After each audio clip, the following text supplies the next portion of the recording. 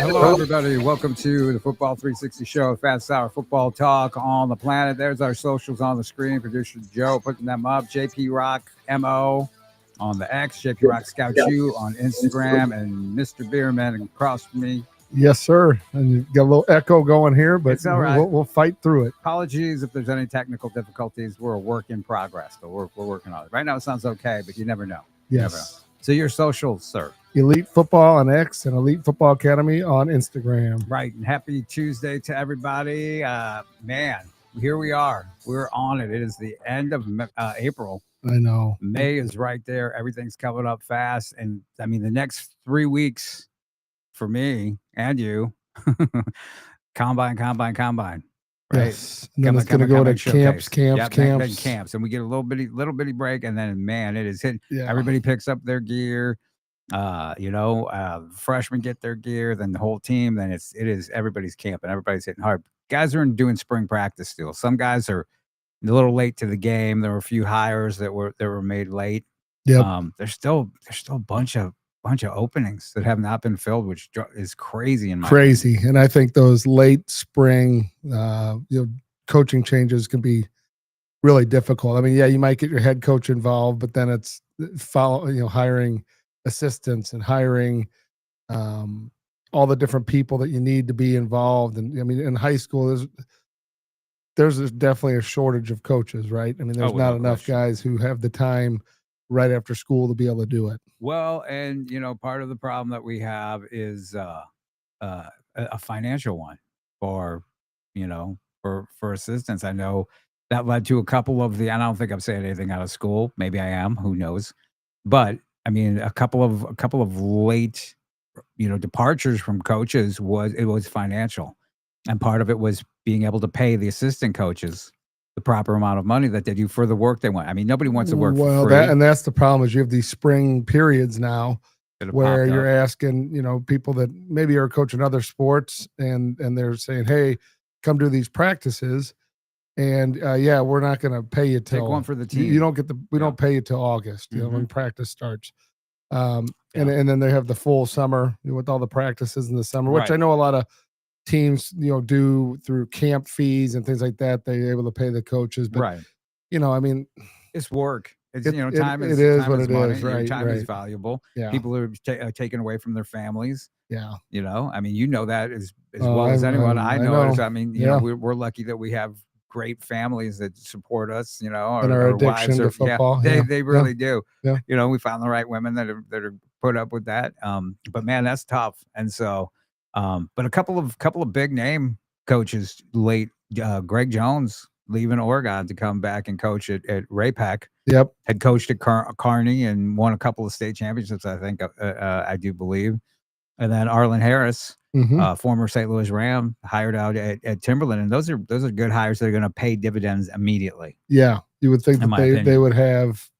It's just a matter then of hiring the correct staff, right?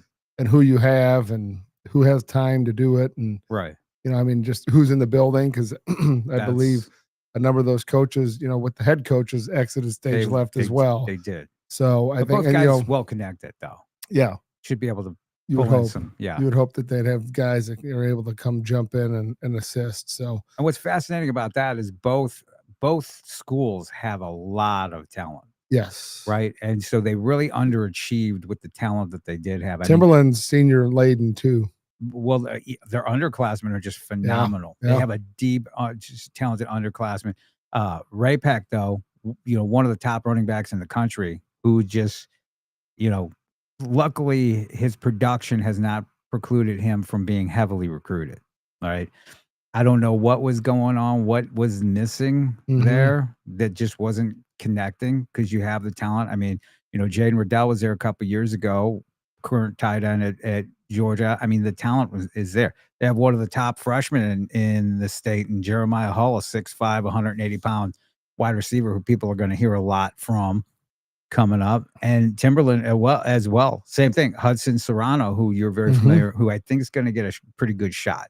Yeah. Now. Yeah, I think they're going to probably throw the ball around, and they have a lot of good core athletes. Riley Holstein. Yeah. Tristan Moss, Tristan one Moss, of the yeah. top running backs. I mean, DeAndre Jones is really good. Caden Ford, guy who comes in, trains at elite, Yep. 6'6", 275-pound offensive tackle, who schools are, taking notice of, stood out at the elite combine. And Yep. of course, from that, schools started off inviting him to camps because he had a good showing on that, did a report on that. Just some really good guys, young offensive linemen, young talent everywhere. And Yeah. they really underachieved last year. And one of the things that I saw, was just a lack of organization. Everybody was doing their own thing, kind of player wise. Yeah. And so there wasn't that like discipline, everybody on the same page. A lot of talent, and so it's going to be interesting to see what Arlen does with those guys and what Greg can do with the Ray Peck Panther kids. Yeah, then you still have a few guys or a few programs that don't have head coaches, like Howell, Francis Howell. I mean, you got crazy, a solid top to bottom program. I mean, that's a very enticing job for a lot of people, I would assume. It is. And Coach C is a highly respected coach. Yes. So I wonder how much that plays into it. Where are you going to be able to get qualified high level candidates if they take a look at that and be like, well, wait a minute, what's going on here? Yeah, I'm sure there's a lot of guys that would like it. Yeah, I would assume. And the tough thing is, though, if it's an educator, then they have to have a position within the school, right, that fits what their their specialty is, if you will. I don't know. I mean, it's a tough. Back in the day, you would have 5, 6, 7, 8 coaches in the building. Yeah. And just a lot of that now is not, it's just not possible, right? I mean, one is just, there's not as many males in the profession, I don't believe, as maybe when we were younger. Yeah. And, those guys typically coach football. A lot of them do, right? And it's an interesting thing. I think Lafayette has hired a coach, but hasn't announced it yet. You haven't? Yeah, Yeah, I'm pretty sure. Do you? Yeah, an assistant from Kirkwood. So that's what I've been told. So interesting. But it hasn't been approved by the board, maybe. Yeah. So they're waiting on that, and then once that happens, then you got to meet with your staff, because I talked to a couple of coaches that have been on the staff previous years, and they've they don't know, they've heard the same thing, but they've not spoken to anybody. So it's tough when you have coaches who have young kids too, and you're asking them, like if like they're used to a certain tenor and tempo in the summer, and a certain number of days of practice. Some are business owners, some do not work in the school, right? And some is just not conducive for if you start adding a bunch of stuff in. The tough thing is the people you're playing in the fall are taking full advantage of all those days. So, I don't envy that position, because a lot of it is you're definitely doing it for love. I mean, and you and I both do our fair share of things for little to no money on occasion, right? I mean, it's just part of the deal. Try to give back, try to help. Yeah, it's just part of the deal. So I don't know. I think it's kind of an interesting time. I don't remember this late, right? No. So, but it might just be a sign of the times. And it's interesting because we heard some very interesting names associated with Lafayette, but it didn't seem like that's panned out. Those guys are staying put where they are, because I mean, the coaches that we heard, I mean, Lafayette's a pretty good job. That'd be a good job. But I mean, they have some stuff cooking at their own schools. So, and another big name hire at Principia, Matty Mock, former Mizzou Tiger quarterback, former coach down in the Springfield area with his dad Mike, is going to be the head coach at Principia. And I know you've talked about it. Maybe we haven't talked about it on air. I know we've talked about it, but big things brewing there that they want to do. Yeah, it's going to be an interesting transition, because they obviously have not probably played to the level they wanted to over the last, let's call it 20 years, right? And so their basketball, I think, was in the same boat, and they went out, hired Jay Blossom as their basketball coach, and they've gotten good results, and they have the kids that they've brought in from around the area and around the country, because they have a boarding school as well. Yeah. So it'll be interesting to see what they do. Now, football, obviously, to carry a roster like that, it's going to be pretty exciting, pretty tough to do right out of the gate. But I think in due time, I've heard some of the plans. I mean, if it comes to fruition, it should be pretty interesting to watch. Yeah, and a huge campus. I mean, just a beautiful, huge campus, a lot of space, a lot of money, a big endowment. Oh yeah, very well backed. Matty, and it's so funny because I mean, I've covered Mizzou when Matty first came in there, and so I've known him for a long time and covered him through college, and now here he is doing this, and it's just kind of wild to think about. But loves to throw the ball. Comes Oh from yeah, they throw I a lot. mean, when he was in high school, I remember watching him and scouting him when he was in high school, and I mean, they were just crazy throwing the I ball. think they set a national record. They did. And a couple years ago, their quarterback threw for 4,000 something yards or some crazy number, yeah. right? Yeah, and down in Glendale, I Yeah, mean, Glendale, yeah. that's exactly what they did, and I mean, just putting up huge numbers, you know, and a lot of those guys, Matty would bring those guys to the elite Mhm. combine, and cool, play quarterback at Missouri State and go to various schools like that. One of their guys is at Tennessee, I think Lindstrom, big defensive lineman. Remember him at Yeah, the yeah. combine, and the one-on-ones really stood out. Signed with Tennessee ultimately. So it's going to be interesting. It's going to be fun to see what he does with that. I mean, you're going to bring players, and they want to be a player. Yeah, they just got to get amongst the guys. private They just got to schools, get right. guys on campus. I think they had like 35 kids total in football last Right. year. So, but shoot, there's some public schools that only have that many. So Right. you know, it's a matter of quality and who they're bringing in and their facilities. I think they're going to invest money in the facilities, and so should be a pretty interesting situation. Yeah, I you're think absolutely right with they can bring the boarding school. I mean, there's some local schools that have boarding schools, and they're trying to bring kids in from all over the country and Chaminade has really. Have you seen those new overseas. dorms that they've built? Yeah. Really In nice. fact, there was a kid, I think has entered their school. I think it might be from Great Britain, unless I'm like totally off. We had a young man who visited from Germany. Yeah. Multiple times. They were kind of judging whether or not they were going to have him board over here. But when he was in town, we trained him for probably 2 months, off and on. Really nice kid. He was from Munich, Germany, and obviously played football there and just loved competing and loved getting in an environment where he could train and learn. And but yeah, that's pretty unique. When I mean, they had a young man I think last year from Japan at Chaminade. Yeah, international flavor of football. Yeah, this kid I'm talking about is a defensive linebacker from London, England. Let's go. I know, that's cool. And with Lindenwood, we see an uptick, a surge of Canadian players coming to the Lindenwood mega camp every year. I mean, a lot. It started out just a little trickle, but now it's a lot of kids. I mean, yeah, if you're a football player, don't you want to come play in the United States, right? Without You want to definitely do that. And there's, there's some damn good football in Canada. Yep. And it's funny. I was talking to someone the other day that, the USA football has now been named the governing body of football for the U.S. because of the Olympics. It's like the USO, whatever, Olympic, whatever, or committee or USOC or whatever they call it. Named the USA football, which is originally was like an NFL backed venture. I don't know if it is anymore or not, but they named them for the flag football, but they're governing body for tackle football and all of that as well. But one of the things that people like each year they do this under 18 and they have like different games, like so like Japan has a team, Mexico has a team. Yeah. I think there's one from over in Europe, and the Canadian team has several times beaten the U.S. under 18 team. Yeah. Now, granted, their guys, I think the way they're in the older end of 18 because Most of how their age system does with their schools. But that being said, and maybe they're not the best kids from the U.S. are there, but there's certainly kids that are high quality football players. But I hearken back to maybe they're beating them because they spend time on the fundamentals. And we have a lot of teams here. It's true. That's just like, when the U.S. lost to Argentina in basketball. Should have never happened. One team played fundamentals. The other team played individual game.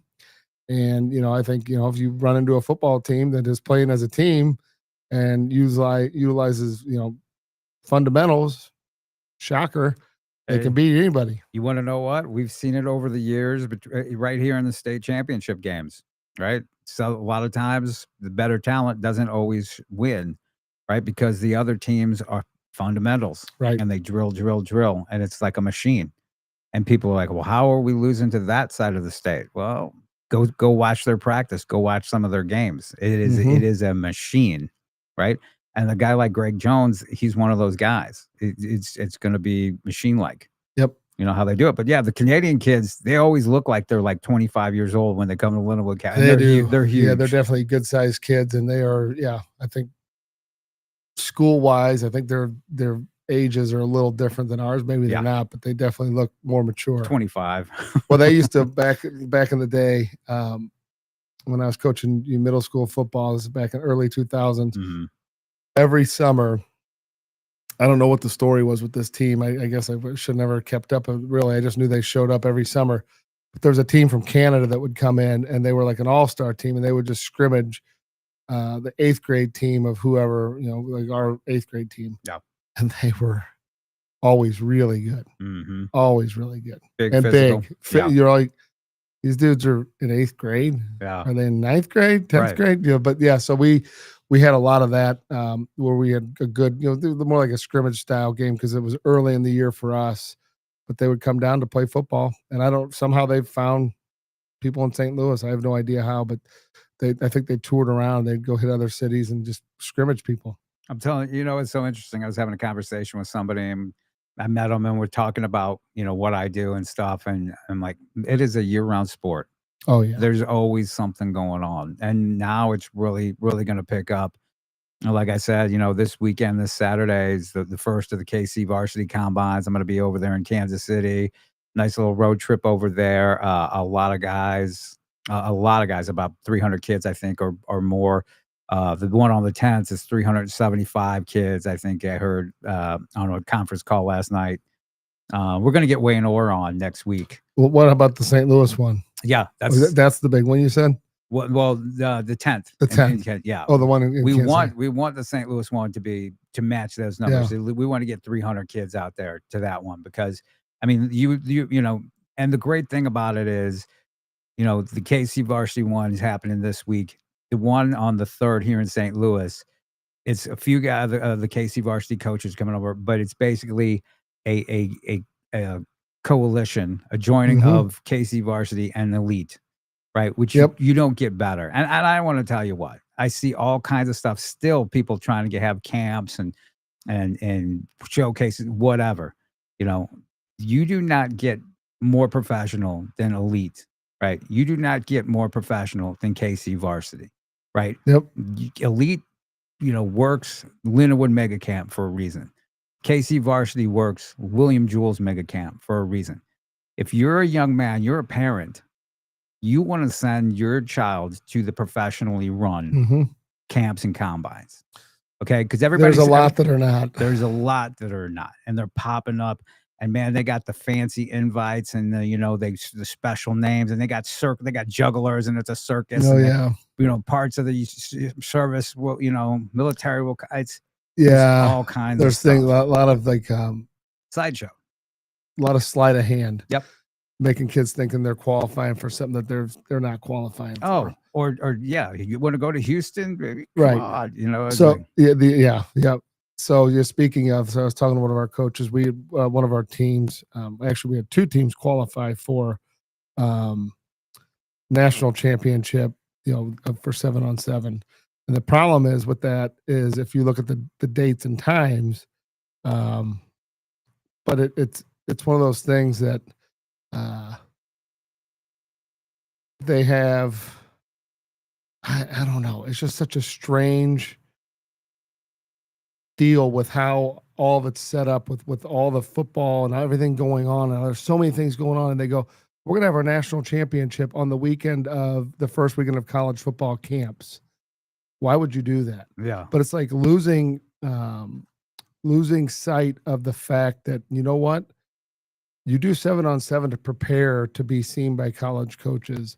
You do not get in a situation where you want to go and have kids competing in 7-on-7s. Yeah. On the same weekend that they should be at a college camp. And the problem is there going to be like we when we found out the date, we're like, no, absolutely not.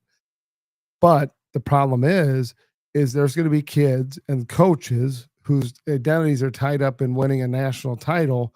They're going to make a fatal mistake and have a kid go to a camp, and go to a 7-on-7 championship in lieu of going to a camp.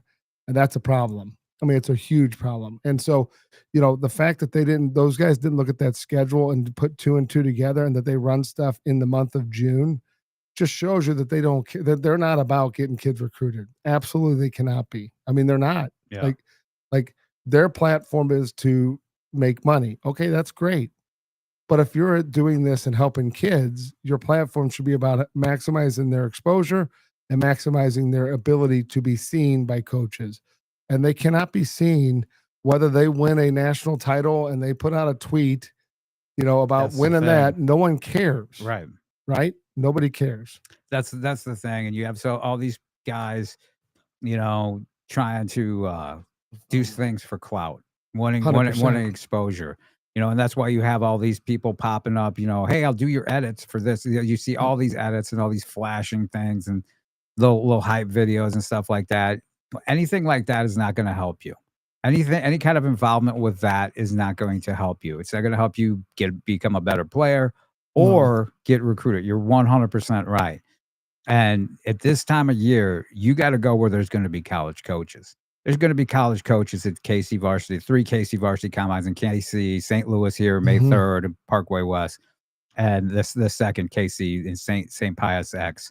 Right, there's going to be college coaches at the St. Louis Metro Football Coaches Showcase. There's going to be college coaches, a ton of college coaches at Lindenwood, and then the college camps themselves. There's really no reason. I'm sorry, and I don't want to hurt anything they're trying to do. There's no reason to go to stuff that you're not getting seen by college coaches at this point in time. No, once you hit the evaluation period, yes, you need to have coaches there. And if not, you're just wasting your time. And I'm seeing a lot of 7-on-7 and 7-on-7 stuff in leagues trying to make it into the summer. And I don't know what that is. Compete with AAU ball. I don't know. I don't know what's going on with that. I mean, 7-on-7 in the summer should just be high lucrative? school. Yeah. Should just be high school related. Right. Should be like, with A your league. team. Yeah. Team and I can't imagine anybody has much success doing 7-on-7 stuff in the summer, but again, they're trying to capitalize. I mean, we were at a tournament this past weekend in Indianapolis. It was fun. Weather was not great. But you realize when you're at these things that it is very much about, it's a financial, obviously they're putting it on. Right. But when you look at how they schedule it and how close they pack everything together and the age groups that they add in, they got 8 and 10 and 12-year-olds doing it. That's wild. And then that adjusts the schedule for the 14s that, and again, you go, well, they want to play too. Yes. But They should have their own thing. It's just not like, I will tell you, when I first started doing 7-on-7, it was 15U and 18U. Those were the two ages. They went down to 14, which is rising freshmen, which I'm okay with. But then you start getting these lower ages. And I will tell you though, the lower ages, the parents are crazy at 8, 10, and 12. Like you want to hear the rambunctious games? That's the ones. Yeah, there's more smack talking with the older kids. But by and large, that's not really a big issue. I mean, in some cases it can be, but I got to tell you, like it is, like you listen to those games, you would think it was the Super Bowl being played. Oh yeah. And a lot of, rowdy moms yelling, all the times there's a lot of the moms and talking to players and just stuff that these people have such a long way to go in the game and they think that this is part of it. Oh my God. Well, JFL, I mean, you see it, right? The little kids playing, and the parents are the worst thing. Oh, it's bad. Right. It gets really bad. And I mean, they get on the refs, they threaten the refs. It can get pretty wild and pretty crazy. But no, I mean, it's this time of year. I mean, we're here. It's on us. Don't wait. Like I said, KC Varsity, joining forces with Elite in St. Louis for a reason, right? And like I said, we're gonna have Wayne Orr on, and he sought us out for that very reason, right? When he decided to bring the KC Varsity Combine over here to St. Louis, he's like, "You guys, let's make it happen. Let's make it happen. I wouldn't do it with anybody else." I thought it went really well last year. Good numbers. Great. Good numbers. I think having it at Parkway West would be a great venue as well. Yep. The How was great. Yeah. So I think it's cool though. And probably really good timing with the coaching change taking place at How to not be there and be at West, where you have Coach Duncan who's going to help out and and see things through. But yeah, that might have been a little hairy not having the varsity football coach involved, right? He was instrumental last year. He was there, active. I saw him, talk to him quite a bit last year. Oh no, yeah, he was great. Coach C was great, and Howell great. Thank them for their hospitality. But Parkway West is nice, centrally located, great facilities and field, as you know. Yes. I like the layout. How it's there, so it's all going to run really smoothly. And Coach Duncan's just a great guy. And there's going to be a lot of super talented Parkway West. That's another team that's got a lot of talent. There's probably 5 or 6 kids on that roster that will play high level college football. Oh, without a doubt. Right. And they got some freshmen coming in that should be pretty good, but they got, every class. Yeah, it's interesting. They got a good mix. They've had a good junior program, which I've been involved in, which is fun to see. Watch those guys, kind of grow up and become. But there was West had a run like this when I first started coaching back in the early 2000s at West Middle, just coaching junior Longhorns. I was coaching the high school, and then I changed jobs, so I was just doing the middle school, and we had a good run where they had both the Gabbert boys. They had there was a whole crew of them, and it was just really cool to see all those guys come through and then go on and play at the next level. But they had some good teams. Probably didn't reach the records they wanted at the varsity level, but at the end of the day, they had some really outstanding play from some individuals. And so, without question, I'll tell you what. I mean, they have more talent now than that time, in my opinion. Yeah. And watching, I mean, just on every level, like you said, the young guys coming in. That's such a really good freshman class coming in. Mm-hmm. I mean, getting to see it and watch it. You have some workers too. Some kids that are working their butts off. They are workers. Some talented kids. So. Then you got Gunnar Holmes, who's a freshman. Max Jones, freshman. Yeah, you got Brett Ottensmeyer, of course, the senior, to be quarterback. Yeah. Great linebacker. Ethan Bain. Ethan Bain is a guy. I think he's going to blow. His recruiting's going to blow. He is. I know some stuff, and some schools really like what they see from him. They've been asking, is wanting to know his legit size and height and everything like that. I mean, Ethan's a guy who, I think he's running like the 4x200 and track. And I watched some video, and he's smoking dudes. Yeah. Anytime you're big and you can run track, that's you're 6'5" and you're 250 and you can run that. Yeah. People are gonna show an interest. Yep. That's it. He's a guy though. It's like, as he gets more training and development, yes, his ceiling will rise, right? Right now he's pretty raw, right? And he's just a good athlete and got a good size, and which schools will take shots on those guys. That's half the game, yeah. But I think as we've talked about, it's evolving. They want ready-made products now. They don't want to have to develop guys, right? So it was interesting. We were at Purdue this weekend. We took a visit there and on Friday and got to spend time with Coach Odom. It was really cool because we got to see Coach Odom. We saw Michael Shear. Nice. We saw Ronell Perkins. Week. Yeah. It was really cool. So guys. So wait a second. Ronell is there. Ronell's there. Yeah. He's an analyst. Okay. Yep. He was coaching at UNLV. So he coached at Elite. He was with us for a couple years, 2 years, got hired out at UNLV and then made the move when they came here. So I'm telling you what, that's so crazy. It just seems like yesterday Ronell was at U City. I know. You know what I mean? I remember seeing him at I might have been a 7-on-7, seeing Ronell. And then heck, I think Coach Reed might have been the coach at U City at that time. Yeah.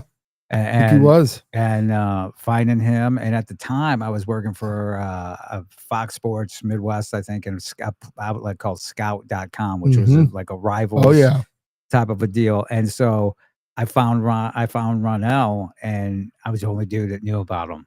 And so I reported on. I think he had Jamison Allen for a year or two as a head coach at one point. He did. I remember talking to him because Ronell's younger brother.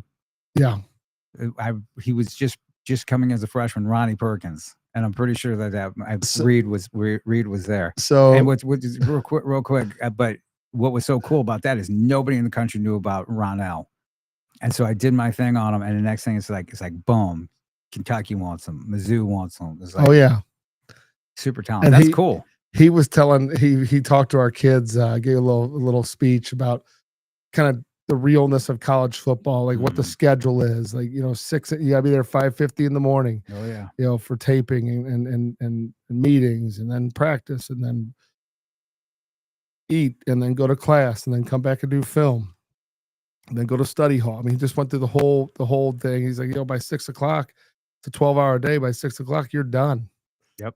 You're ready for sleep, right? Yeah. Do it again. Yeah. You know, and he was talking about, you know, wanting to do it for the love of the game and all that. And, you know, there's money involved now, but if you don't love football, it's fleeting. It's just like someone has a great job and they're getting paid a ton of money, and then they're always searching for something different because they're not satisfied, right? Because they don't enjoy the game, Right. or the job. Same thing can happen with football. But he gave a really good speech to our kids. It was really cool.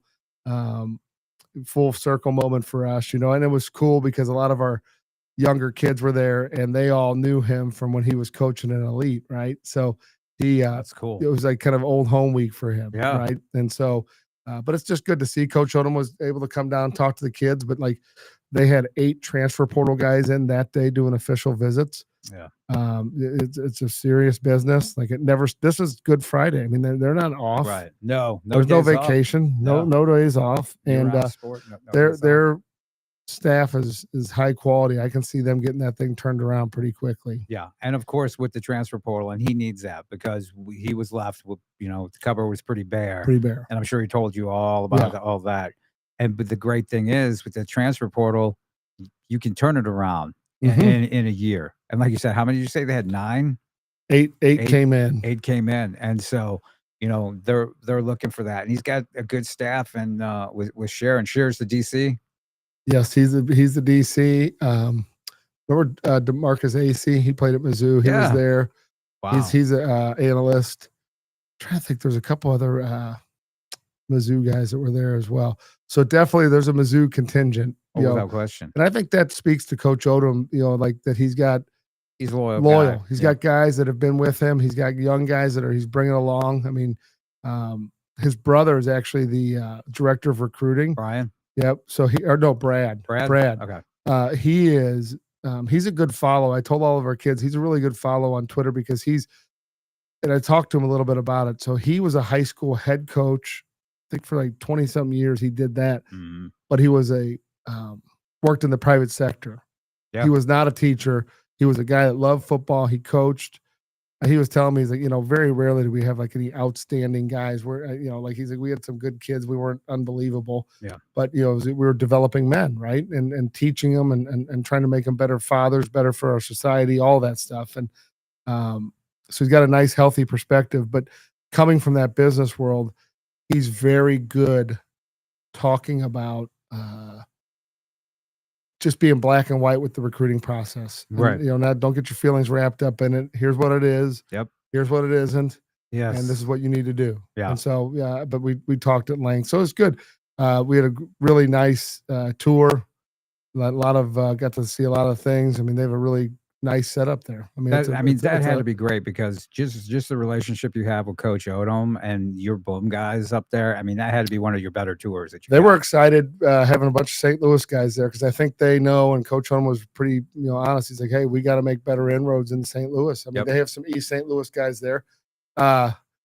Really kind of an interesting thing. Raheem Floyd, from East Side, plays on our purple team.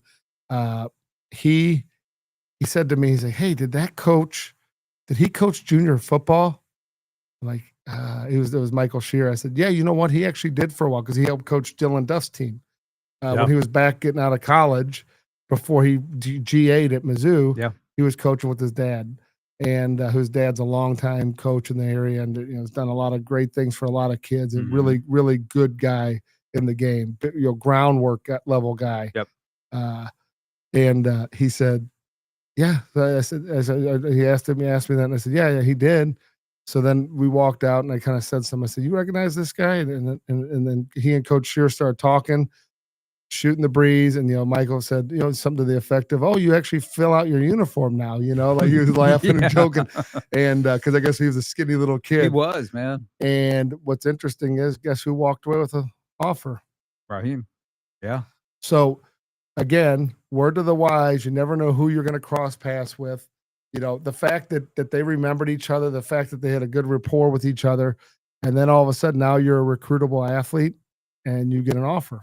Yeah. It's pretty cool. It's very cool, and to see that, and yeah, Raheem, I remember Raheem. He was tall, but he was super skinny, Mm-hmm. right? And he's a guy that I scouted when he was in middle school, and I'm like, is he going to be a guy? But then he was wound up at was going to go to Hazelwood Central. He might have been at Hazelwood Central for a minute before going over to the East Side. In fact, I think he was. But you're absolutely right. And just all these names that we know. Think about that. All these names that we're talking about are guys we knew way back when.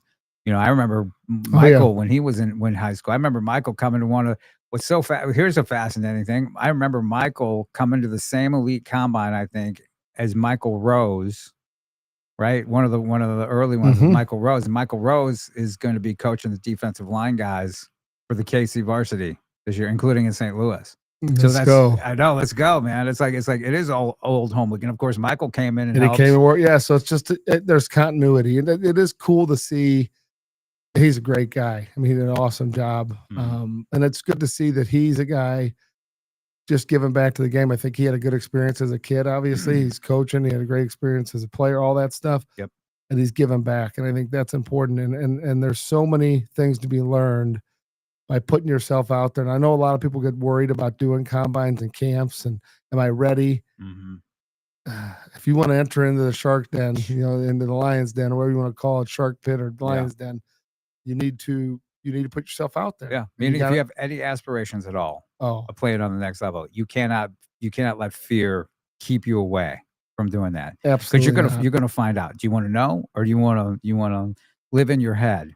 Right. Coulda, woulda, shoulda. Yeah. I'm very good, but I'll wait. Nah, that gets you nothing. That gets you watching. Or you hope that somebody's gonna figure it out late. And it just doesn't work that way. And I think so many kids and parents are just like, hopefully they're listening to some of the things we're saying, like things they need to be doing and understanding, like quiet period, dead period, evaluation periods, all those things at the NCAA, the rules are, and what you can do, what you can't do. I can tell you this, you can send emails, you can direct message, you can call. They can't call you back most of the time till you're older. Right. But you need to, like, squeaky wheel gets the grease. And I remember there's a kid that we used to train.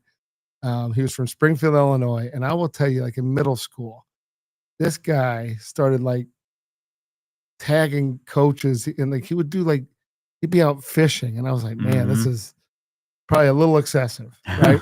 But he was a good kid, really good kid, and he was like constantly tagging guys and stuff that really wasn't even pertaining to football, just more life and showing who he was. And then I looked up as a senior, and next thing you know, he's got a Division I offer. He's playing in the Big Ten. Yeah, and he was a damn good player. But I think some of those coaches remembered him and knew his name. And a lot of it's just kind of like name recognition. Like the guys are putting yourself out there on social media, stuff like that. Like you got to do it. You have to do it. And you have to do that. You have to train. You have to work on your skills.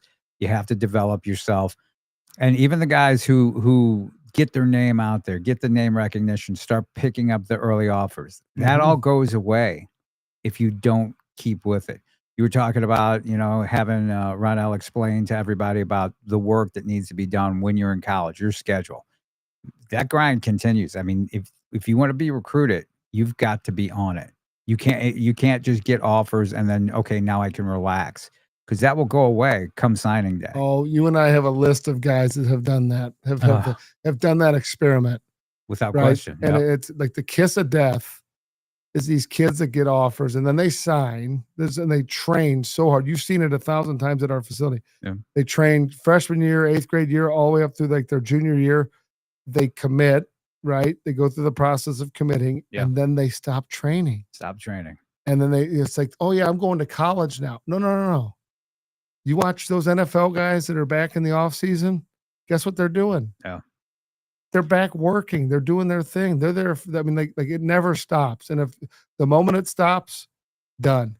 I remember the story. Blaine Gabbert one time was, when he was back in the off season, and one of our rookies was in. One of our kids we trained as a rookie at the time with the Chiefs, and Blaine had asked him, so what are you doing? He's like, oh, I'm going to here for a week, and then I got this for a week. And he looked. He's like, if you take those vacations, it's over. Yep. You should not be on vacation. And this Yeah. is a guy at that point that's probably 8 years in the league. Yeah. Listening to him, he's like, "Oh, no. You don't do that. Oh, yeah. If you want to stick around, you don't do that." No, especially on that level, somebody's gunning for you every day. And sadly, the guy lasted 3 years, probably 2-3 years, Mhm. but not to the level he wanted to last. You No. know, No, and it's crazy. And you can always tell when somebody hits a wall because you see them come back and train. The guys that quit training, oh yeah, right? They hit the wall. They're not making, any moves with the team. They're thinking about entering the transfer portal. Then you see them come back. Then you see the light bulb go off over their head and they realize they got to come back in and train. Or you have the guys who have signed, and these guys really stand out. And one guy, and I know I've mentioned his name before, but Andy Hertline, he's at elite every week. Every week. I don't know if he's coming in twice a week. Sometimes, he does private training with Coach Pond. Yeah. But he's there and on every Sunday. And I know he's playing baseball. I mean, he's not looking for excuses. But again, like, you want to get to college and be somebody like it's so hard to comprehend what you're getting yourself involved in. Like, you've just been invited into the club. If you've got a scholarship, you've been invited into the club. It is so hard to explain. I think I told you this a few weeks ago. I saw Corey Sims and I said, how's it going? You know, and he was like, yeah, he's like, it's going good. I said, it's way different than what you thought it was. He's like, oh, and I said, hard to explain unless you've done it. Right. And he's like, correct. Yeah. And I was standing there with you. Yeah. And Coach Odom at the, not Barry Odom, but Brad Odom said, you're signing up for something that's probably one of the hardest things you have ever done in your life, and you think you want to do that just because you got a bag tag or you got a shirt or you got something. No, it doesn't work that way. Right. So, and Andy doesn't just he's not just happy to be there. Right. He wants to do something. He wants to play. He wants to keep going. Yeah. Because anything can happen in today's atmosphere with college football. 100%. I mean, some of the coaches that were there aren't there. They're at other schools now, just like you were saying, right? He has success there. Guess what? Those coaches are going to be like, hey, if Andy starts thinking, well, maybe I want to play at a higher level. He's going to be at Indiana State. Maybe I want to play at a higher level. These coaches know him. They know about him. They see what he's done. And it's the mindset. It is the right mindset. And you see it all the time with guys. You got to have that mindset. You can't just be good. You can't just be a good athlete. You can't just show up and do a little And you're not going to show up in this day and age because back in the day, every team had probably 5, 6, 8 guys where everybody's like, well, how in the hell did this guy make it through and get recruited? Like, everybody thought the same thing about him. Yeah. Then you get in a situation now, they just bounce those guys. Like, after a year, they're gone, right? Crazy, you can stay, but you can't stay here. And they're not nice about it anymore. No, they're not. Yeah. So they'll cut you down. And so the problem is when you have guys that are like involved like that, and they're just killing, dead airspace, and you only have 105 people on your roster now. They don't have tolerance for it. So they're going to, at the end of the day, you're going to have situations where guys are going to get found out a lot faster. And how do they correct errors in high school recruiting? Transfer portal. Yep. Right. So the better they recruit high school kids, the less transfer portal guys they're going to need. I think for me, if it was me and I was running a program, I'd be trading out my transfer portal guys. So if I lose an upperclassman, I'm bringing in a transfer portal guy to replace him. Yep. You're seeing, and then I'm building my lower level through my recruiting, my normal recruiting classes, keep my base through my high school kids so I can develop them. And then you can build culture with those guys. Yeah. And, the tough thing is that everyone wants to play though. And so, back in the day you could make them sit and maybe it was what's best for them. Yeah. But now everybody doesn't think that's what's best for them, right? No. Or communicate with them because they have that opportunity. And a lot of coaches think they have that opportunity. A lot of coaches are afraid to be honest with guys in fear that they're going to leave. Yeah. Right. I mean, it's just going to happen. I mean, that's just human nature. Right. You can't have that anymore though. People are going to leave. I see people who I'm like, they're announcing their transfer. It's like, why would they do that? But they see greener pasture. Right, or they think that it's something's better for them, or there's money out there. They may be sitting on the other side of the fence, going, "Oh crap, what did I just do?" Right. Or little birdie gets in their ear, telling them, "Hey, you can make this much money over here." I mean, it's the Wild West. So yeah, how about the Nico Imalava situation where he's now going, it looks like, to UCLA, and the guy that was there for a month is transferring most likely to Tennessee. Yeah, the Appalachian State quarterback was out at UCLA for like a week or so. And so I wonder if that whole thing was just, they told that quarterback from Appalachian State, I think his name's Aguilar. They told him, hey, we want this guy, you got to go. And so then he had to go find his next situation, and look, there's Tennessee waiting for him. I mean, all this stuff, and you know what goes on, and you know how it's all working. And I know nobody's supposed to, tamper or talk to people, but I mean, all it takes is, somebody like I've alerted people like, hey, look, this guy's about to go in the portal. This guy is in the portal. This guy is gonna be in the portal. This guy is thinking about being in the portal, right? And so, and I will tell you, like, most coaches are pretty cool in the fact that they're like, oh, okay, cool. Like they it's not like okay, we're gonna devise this method to get this kid here. It's not like that. Right. But there are guys like that. I mean, their entire staffs, all they do is look for potential transfer portal kids. I mean, they're grading guys. They're scouting other teams for sure. And in fact, a lot of spring ball stuff, you see, they're trying to hide their players now, right? And that's why, and I mean, that's why some teams don't even really have a spring game like they used to, and a lot of stuff, and it's all secretive, and they don't want to even release their depth charts, right? Because guys are going to come trying to poach their players. I mean, it has gotten super, super wild. And the NCAA versus House situation keeps getting pushed back, and now the NCAA is asking for different things, and it's like, again, and you got guys like transferring that don't have eligibility. They're entering the transfer portal. They're looking to still play. Yeah. Again, more power to them, but you're also stealing someone else's opportunity. Your time is up. Yeah. I mean, 7 years is enough. 6 years. I was listening to something this morning. They were talking about a guy who was on his 7th team. Wow. Went to South Carolina, went to Miami of Ohio, went to Mississippi State. They went to Ole Miss. Then he went somewhere else. And it's like, oh my gosh. And he's a guy that probably each place is getting paid a little bit, I don't know. I mean, it's better than a 9 to 5, right? He doesn't want to. Yeah, and I did hear someone the other day, like they were talking about how, like this is always Cam Newton was talking about how it's not even life-changing money. He was talking about someone making $2 million. And it's like, well, $2 million, if you're in college and you do it right, it probably could change your life. Yeah. If you do it right. If you do it right. If you're around the right people, make the right decisions, or if you're in a situation where you're making $2 million in Tennessee, right? We're fairly advantageous tax wise. You go to California, same $2 million ain't the same $2 million. Not the same at all. One, for inflated pricing in the market where you're living and all that. Two, the taxes are just through the roof. So it's just not a wise. Whoever advised that was not thinking straight. Get yourself a 2-bedroom, 1,000 square foot home, $2 million. Yeah, think about what you could your dollar stretch in Knoxville versus LA. Oh, yeah. You're not even close, not right? even close. No. Yeah, so but those things are just it's shocking. But yeah, right now, so for the recruits, it's an evaluation period.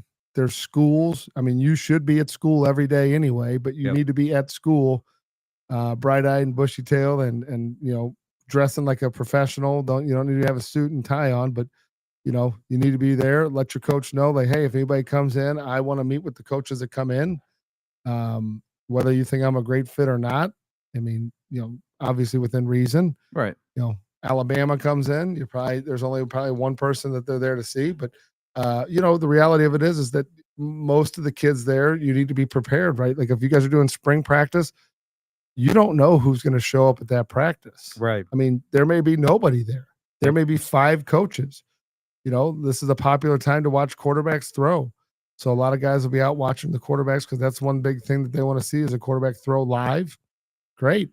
Come watch me throw. Right. But to me, you have to be present, right? And there's a lot of guys that miss. I mean, the number of times I've had guys come by and say hi at the facility, and I'm like, oh yeah, who'd you go see today? They'll say, oh, so and so, but yeah, he wasn't there.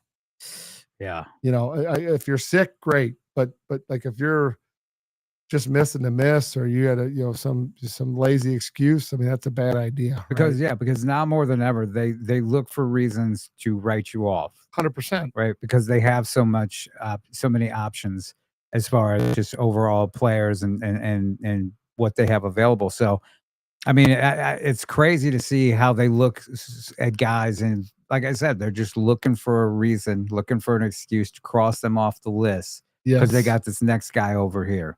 100%. And so you've got to do everything right. I mean, you've got to do everything. You've got to do everything right, or else you're just going to miss the boat. The boat might already be off the dock. It You might might be even off the dock. realize it. Exactly. I mean, that's the sad thing is so many kids, It's so sad. they don't realize, and a lot of You parents are might just be on the beginning to understand. you might be on the boat at their school, right? And they've told you how much they love you and think about you and everything, and you leave, and it's the last you're ever going to hear from them, right? Because they've concocted something You know, in their head. that's a strange phenomenon too. You could go to a camp or go to a junior day or Mhm. unofficial, whatever it is, and they talk to you and they love on you, and then Mhm. you never hear from them again. You're And ghosted. then sometimes they ignore you. You don't hear anything from them, and then 2 weeks later, they're suddenly all following you. Yeah, You know, it's bizarre. or closer to signing day. But so this is interesting too. So like we send, and I think I talked about this when we went to Northwestern. But we have the kids fill out if they're going to come attend the visits with for compliance reasons. You got to know who's there, who's with them, Yep. all that stuff. Yep. Um, and so the kids fill out their huddle highlight, or their whatever their highlight film is on. They put the link, and it is, I will tell you, they look at every one of those kids, Sure. and they, as a recruiting staff, they're not, like, again, let's say there's 100 names, 70 names, whatever it is. 30 seconds for each one still takes a long time, but there's gonna be 30 seconds of your film is getting watched. You better Yeah. make sure your first 30 seconds pop. Well, I'll tell you what, I'd say it's probably less than that. They look at the first 2 plays, and Yeah. and if they don't see something they like in the first 2 plays, they're not even gonna wait Yeah. full 30 seconds because it is that time consuming. And that's Yeah. another thing in your huddle. Man, spend the time or find somebody who can cut that thing up right. You don't wanna see everybody walking back to the Oh, huddle and waiting for the next play. You wanna be bam, bam, bam. You want it to be like a hype video, right? You want quick cuts, you want play, play, play, play. Best play first, then work backwards from that. Don't try to build. I hate it don't do because it. I know guys that are really good guys, and so I'll go to look at their film, and they do it that way, and it's like you're not building to a crescendo. This isn't a movie, you know. They don't care that it was 4th down and you beat your rival. Don't care. They could care less. Yeah. Can you throw moving to your right? Can you throw moving to your left? Can you throw Yep. with touch? Can you throw with pace? They don't want to see celebrations. They don't want to see you running back to the Do you finish sideline. blocks? Yes, I which know. is huge. Yeah. And I Right. think that's really an underrated skill that I think some kids don't realize, especially at like wide receivers, right? If you don't have if you're not the fastest guy, you're not, a big play receiver. If you can Mhm. block, somebody will want you because that's a huge part of the game. There's a kid. So one of our old coaches, good friend of mine, Dave Cook, who was at Elite for many, many years, is over in Indianapolis now. So he had just sent me a message early last week about a kid named Andrew Sloan that's on he's at Heritage Christian, which is over in Indianapolis. Mhm. He's got like Marshall, Eastern Michigan, and someone else, like 3 or 4, Southern Miss, maybe 4 or 5 off, whatever. Mhm. And this kid's film, it pops. There's 2 guys in my office. I said, hey, watch this kid's film. I was working. I said, watch this kid's film. What do you think? Right. And they're both like, ooh, whoa. I mean, these guys all played college. They've coached. Yeah. And they're like making noises. And then, but he's throwing kids to the ground. He's just Yeah. cracking guys, like Yep. just violently on the field. But then, so we're like, oh man, this dude looks like he's like Robbie Preckles size, like 6'3", 240. Yeah. Come to find out he's 5'11", 180, and he's playing like But he he's plays 240. that way. Yeah. And so, but he came out and played 7-on-7 with this weekend. So I said, hey, we're gonna be in town. Does he want to play? Nice. And the kid, here's the deal: you put yourself out there. He could have hemmed and hawed and said, no, I got the weather's not going to be good. It's not. He showed up, he played. And you know what?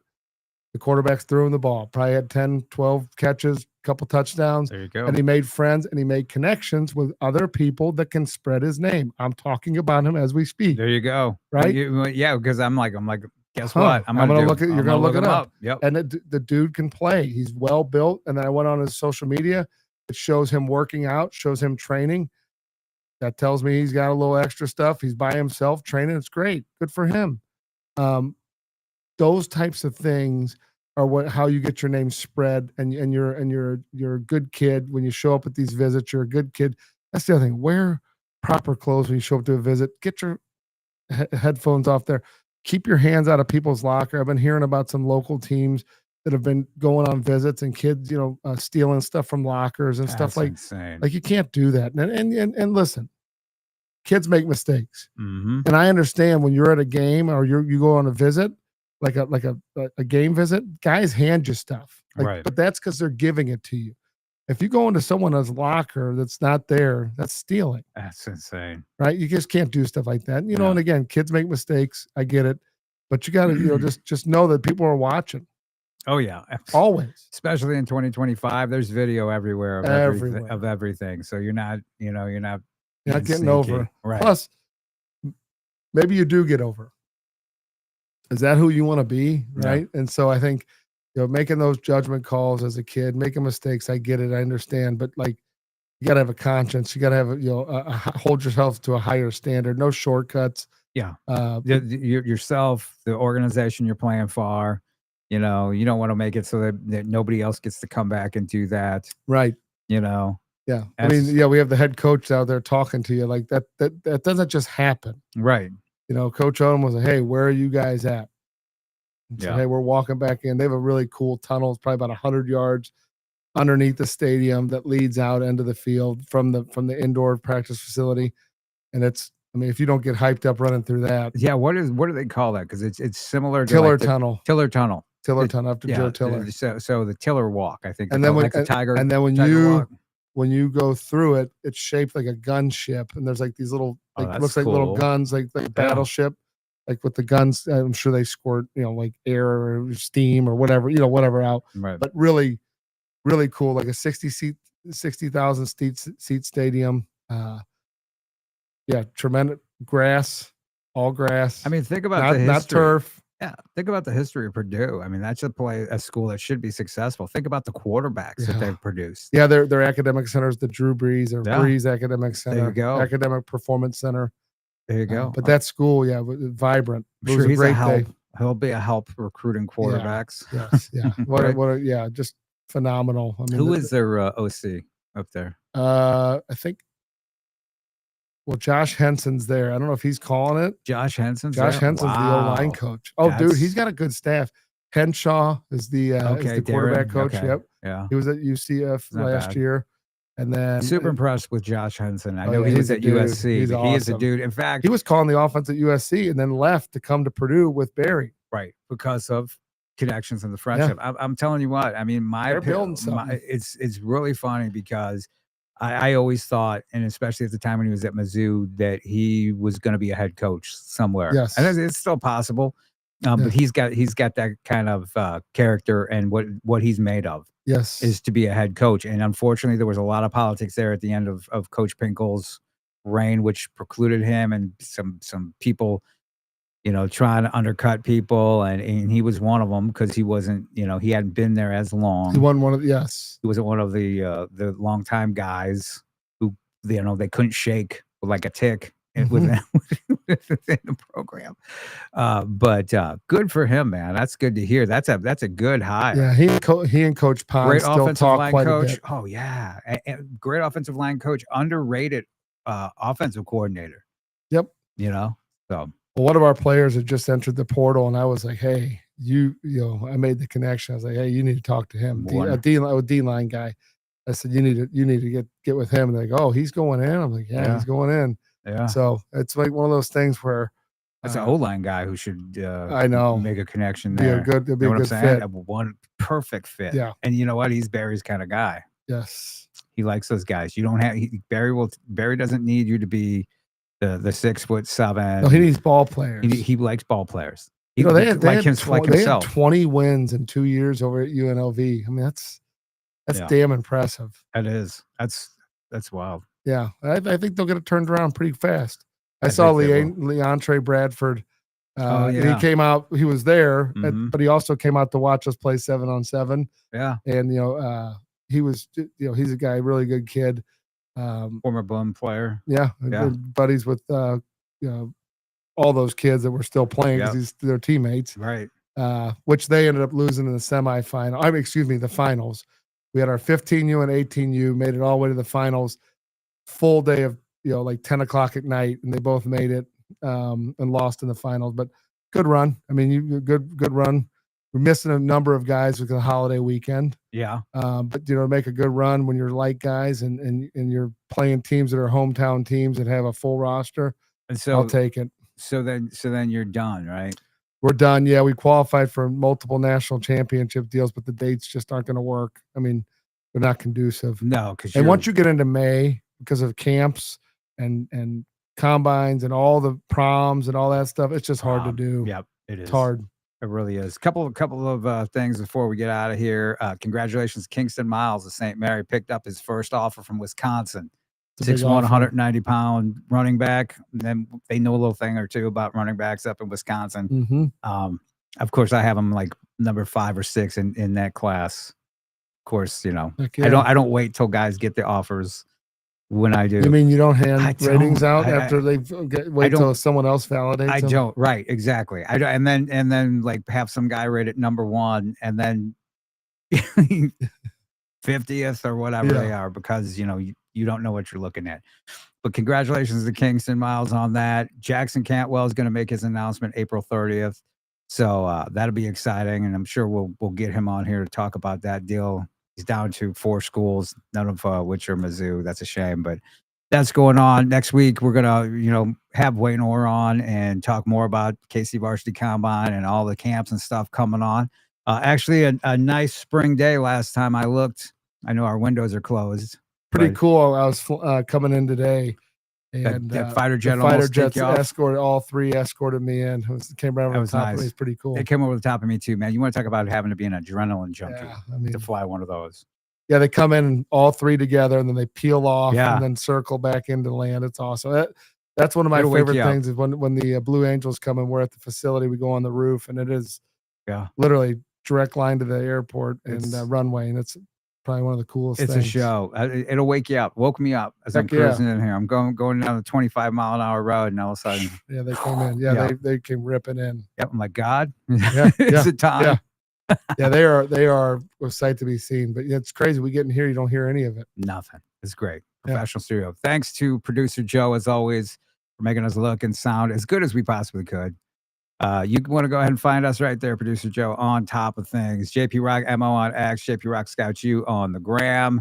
Of course, Matt can be found at Elite Football on X and Elite Football Academy on Instagram. Enjoyed ourselves as always. Great time. Fastest hour football talk on the planet.